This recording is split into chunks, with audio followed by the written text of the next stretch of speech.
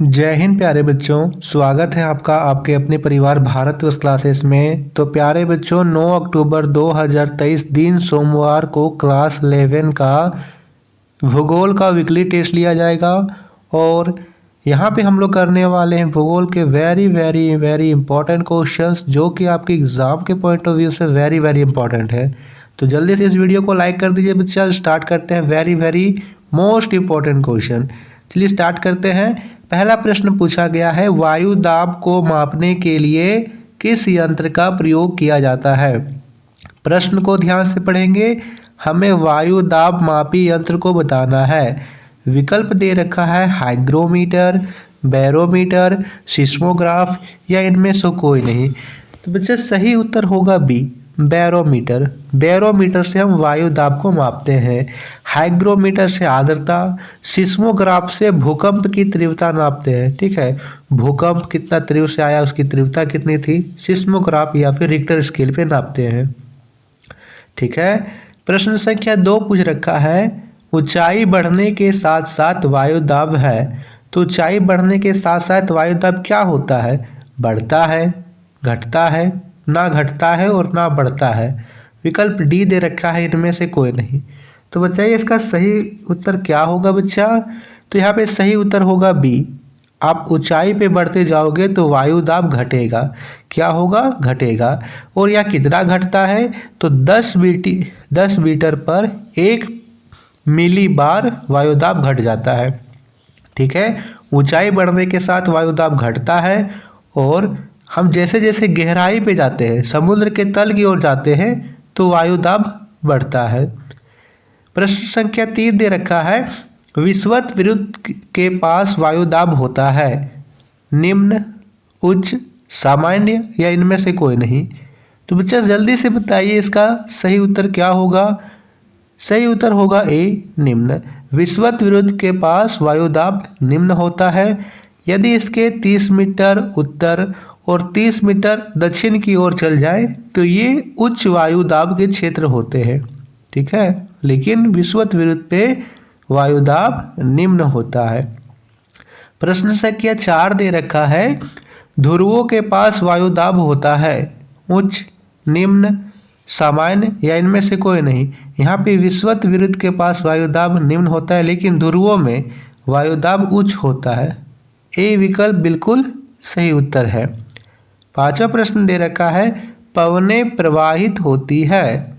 विकल्प दे रखा है उच्च दाब से कम दाब की ओर, निम्न दाब से उच्च दाब की ओर, निम्न दाब से निम्न दाब की ओर या उच्च दाब से उच्च दाब की ओर।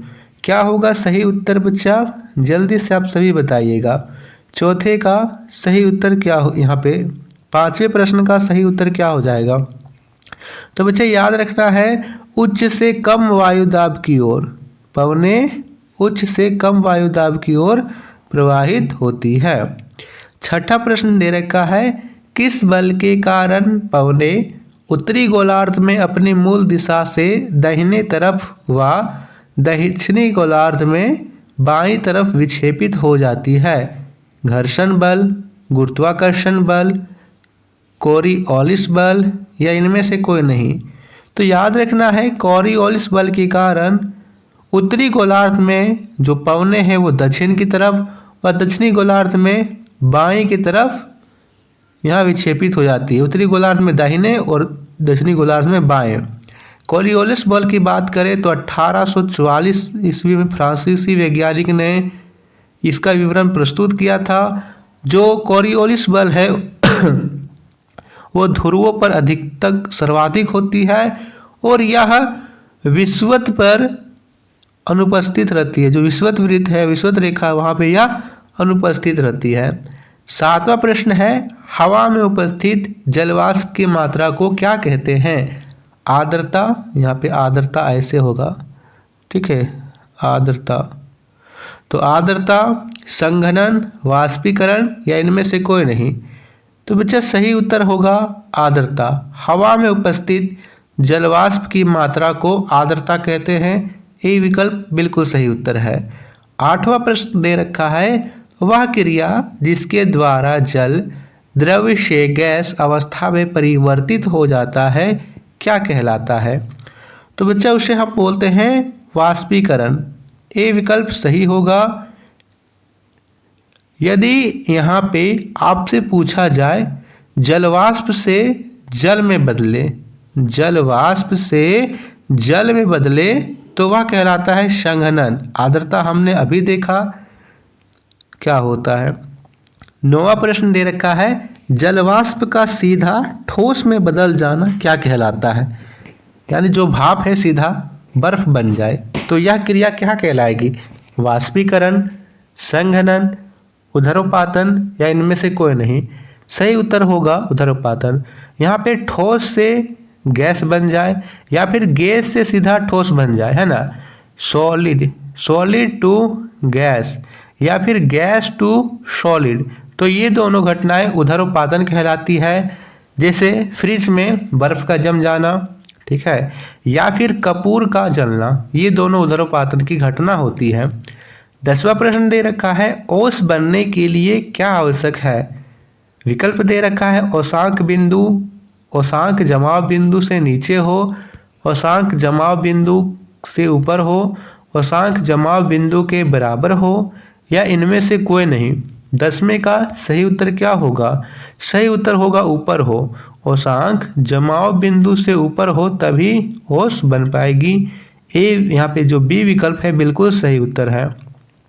11वां प्रश्न दे रखा है बादलों की ऊंचाई, विस्तार, घनत्व तथा पारदर्शिता के आधार पर कितने भागों में वर्गीकृत किया जाता है? तो बच्चा याद रखना है इसे हम 4 भागों में वर्गीकृत करते हैं। उन चारों बादलों के नाम आप यहाँ लिख सकते हो, पछाभी मेघ, कपासी मेघ, स्तरी मेघ और वर्षा मेघ। ये चारों यहाँ पे बादलों, ऊंचाई, विस्तार, घनत्व तथा पारदर्शिता के आधार पर बांटे गए हैं। 12वां प्रश्न है किस बादल को परतदार बादल भी कहा जाता है? मोस्ट इंपॉर्टेंट क्वेश्चन है बच्चा, ये आप सभी इसे ज़रूर ध्यान रखिएगा। आपको ये एग्जाम में देखने को मिल सकते हैं, तो ज़रूर आप इसे याद रखिएगा। और वीडियो पसंद आ रही तो प्लीज़ बच्चा इस वीडियो को लाइक कीजिए और आप सभी हमारे टेलीग्राम चैनल को ज़रूर ज्वाइन कीजिए। 12 प्रश्न का उत्तर बताइए क्या होगा? पछाभी, स्तरीय, कपासी या वर्षा मेघ? तो इसका सही उत्तर होगा बच्चा स्तरी। स्तरी बादल को परतदार बादल भी कहा जाता है।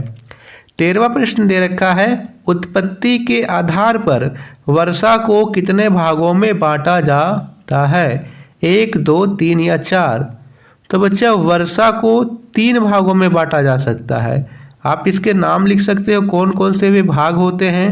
तो संवहनीय वर्षा, परवर्तीय वर्षा, चक्रवर्तीय या फ्रंटल। फ्रंटल या चक्रवर्ती एक ही है, तो संवहनीय पहला, दूसरा परवर्तीय और तीसरा चक्रवर्ती या फ्रंटल वर्षा होती है।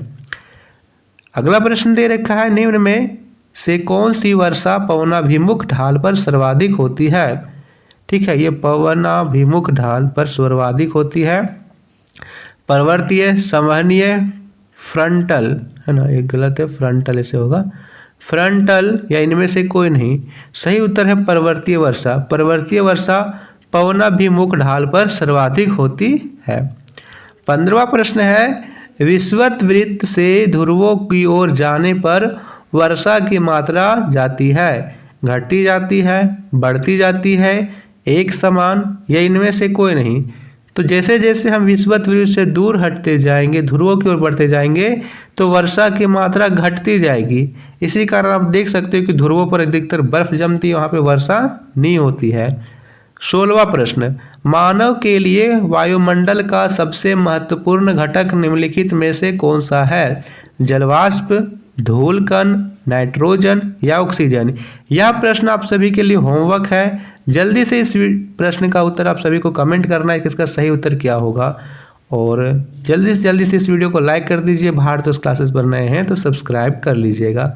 धन्यवाद बच्चों।